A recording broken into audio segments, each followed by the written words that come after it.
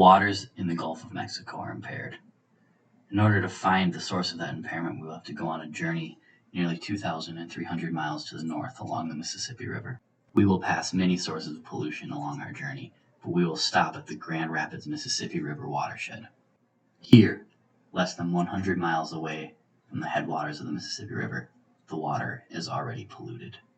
The responsibility for this watershed's impairment falls on many, from the open pit mine resource extraction, or the impacts felt by the remaining forest being swept up in harvest for corporate agriculture, and finally, a growing rural and urban sprawl on what was virgin land not long ago. With such an insurmountable task, it may seem impossible to find a place to begin to affect change. But we propose that just making a conscious effort to change a single body of water within this watershed could have effects that ripple across the entire Mississippi River. And we think a perfect place to begin is at Split Hand Lake. Split Hand Lake, which the Minnesota DNR has identified as impaired, is surrounded by permanent residency cabins. These cabins are having a detrimental impact on the lake and its water, which feeds directly into the Mississippi River. We propose several interventions with these cabins to create a new vernacular of cabin architecture and restructure our relationship with the water. These interventions do not exist in a vacuum and are curated to work together and in tandem with one another, with the understanding that the residents will not implement all of them to equaling degrees across the lake. They are proposed as a toolkit for residents to actively engage with the restoration of their lake. The first of our interventions identifies homes on the lakes whose manicured lawns are increasing nitrogen content within inside the lake.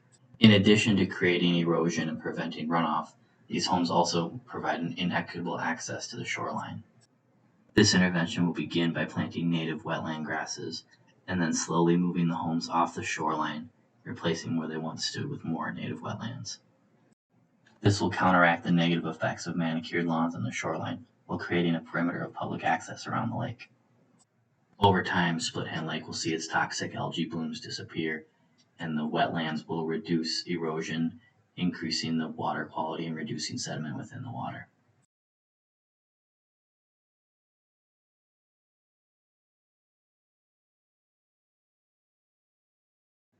The septic systems in the existing cabins are failing and need to be addressed immediately. Currently, they leak nitrogen and other toxic materials into the lake. We want to replace the traditional septic systems with first-line filters and holding tanks.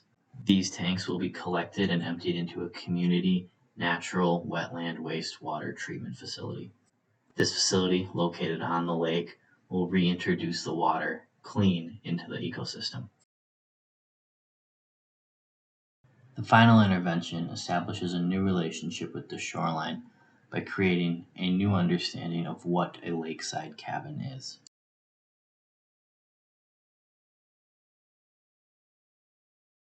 Once the residencies have been removed, the space where they once stood will now be occupied with a restored wetland. Within this restored wetland, there will be primitive campsites for former residents and new visitors to come and engage with the water without having a negative impact on it. By using LiDAR, we're able to examine the height of vegetation and elevation changes in and around the lake. This is beneficial in our search for naturally open areas of land with short vegetation and a higher elevation to allow the new cabins to still look down upon the lake, while also providing privacy and tranquility for the primitive campsites. We've developed a model home kit of parts for residents that would not like to leave the shoreline or for residents building new houses off of the shoreline.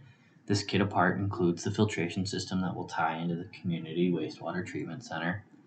It includes a rainwater collection system, guidance on planting new wetland restoration plants, as well as the idea of a cut-free boat launch, which will prevent the destruction of beneficial algae.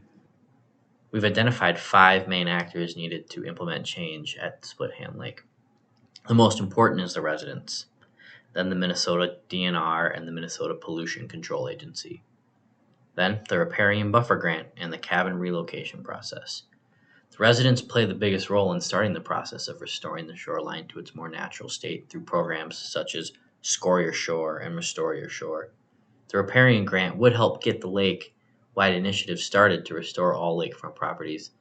The Minnesota DNR and the Minnesota Pollution Control Agency would act as the governing bodies to keep the restored shores in their natural state and help the transition to a cabin-free lake over a 10-year period. All of these actors will play an intricate role in helping Split Hand Lake achieve its ultimate goal of becoming a vibrant, environmentally friendly cabin-free water body. Perhaps if we can create a new vernacular of architecture around Split Hand Lake, it will rub off on the other lakes in the watershed, and then eventually on the rest of the urban areas in the watershed.